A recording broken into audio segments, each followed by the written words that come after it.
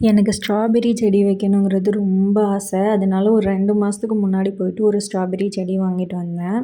வாங்கும்போது நல்லா க்ரீனிஷாக இருந்த செடி கொஞ்ச நாள்ல வந்து ஃபங்கல் இன்ஃபெக்ஷன் வந்து ஆக ஆரம்பிச்சிடுது. அங்க இங்கேயும் வந்துட்டு புள்ளி புள்ளியா ஆக ஆரம்பிச்சிச்சு. அதுக்கப்புறம் நான் என்ன பண்ணுறது அப்படின்னு யோசிச்சு பார்த்தேன். எல்லாத்துலேயும் பார்த்தேன், எந்த சொல்யூஷனுமே எனக்கு கிடைக்கல. அதனால நான் என்ன பண்ணேன், சிசர் வச்சு எல்லா லீவ்ஸையும் வந்து ஃபஸ்ட்டு கட் பண்ணி விட்டுட்டேன். அதுக்கப்புறம் எனக்கு தோணுச்சு, லீவ்ஸை மட்டும் கட் பண்ணாக்க அது என்ன ஆகும்னு தெரிலன்னு சொல்லிட்டு அந்த ஸ்டெம் இருக்கும்ல அதையும் சேர்த்து வந்து கட் பண்ணிவிட்டு கொஞ்ச நாள் கழித்து பார்ப்போம் அது வளருதா இல்லையா அப்படின்னு சொல்லிட்டு பார்க்கலாம் அப்படின்னு சொல்லிட்டு எங்கெங்கெல்லாம் ஃபங்கல் இன்ஃபெக்ஷன் இருந்துச்சோ அந்த இலை எல்லாத்தையுமே ரிமூவ் பண்ணிட்டேன். இந்த மீதி இருக்கிற இலையிலையாவது அங்கங்கே தான் டாட் இருக்குது.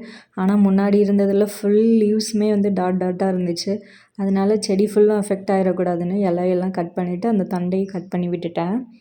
அதில் எப்போவுமே தண்ணி தேங்கி நிற்கிறதாலயா இல்லை சன்லைட் பத்தாமல் இந்த மாதிரி ஆகுதா அப்படிங்கிறது தெரியல. அதனால நான் வந்துட்டு நல்லா தண்ணி வந்து வெளியில் போகிற மாதிரி நல்ல ஹோல்ஸும் வந்து போட்டு விட்டுட்டேன். அதுக்கப்புறம் நான் வந்துட்டு 1 மாதத்துக்கு முன்னாடி இன்னொரு ஸ்ட்ராபெர்ரி கூட வாங்கினேன். வாங்கும்போதே அதில் பூ இருந்தது. கண்டிப்பாக இதில் பூ பூத்திருக்கு, கண்டிப்பாக ஸ்ட்ராபெர்ரி வரும்னு சொல்லிட்டு யூடியூப்லாம் பார்த்துட்டு பாலினேட் பண்ணால் பழம் வரும் அப்படின்னு சொல்லியிருந்தாங்க. நானும் வந்து பாலினேட் பண்ணேன். பார்த்தா 2வது நாளே பூவெல்லாம் உதிர்ந்து போச்சு. அப்புறம் காஞ்சு போக ஆரம்பிச்சிச்சு. அதுக்கப்புறம் இன்னொரு பூ வந்தது. இதுலையாவது ஃப்ரூட் வருதான்னு பார்த்தா இதோட பூவும் வந்து உதிர்ந்து போச்சு.